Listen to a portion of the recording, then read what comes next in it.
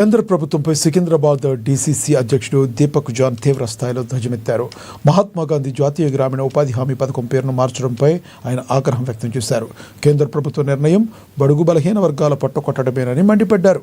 గాంధీజీ పేరును తొలగించి చట్టాన్ని పూర్తిగా నిర్వీర్యం చేసేందుకు మోడీ సర్కార్ కుట్ర చేస్తుందని ఆరోపించారు.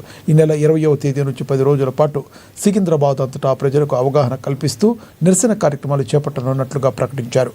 గ్రామ సభ్యుల అభిప్రాయం తీసుకోకుండా కేవలం కాంట్రాక్టర్లకు మేలు చేసేందుకే ఈ నూతన చట్టాన్ని తెచ్చారని ఆయన ఆరోపించారు.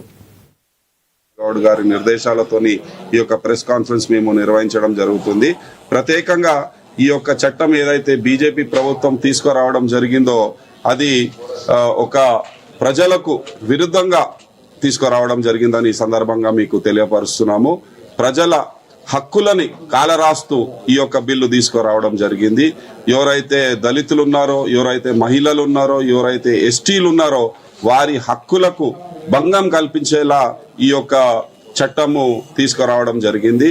హక్కులు కోల్పోతున్న ఎస్సీ, ఎస్టీ మహిళలు కొరకు సికింద్రాబాద్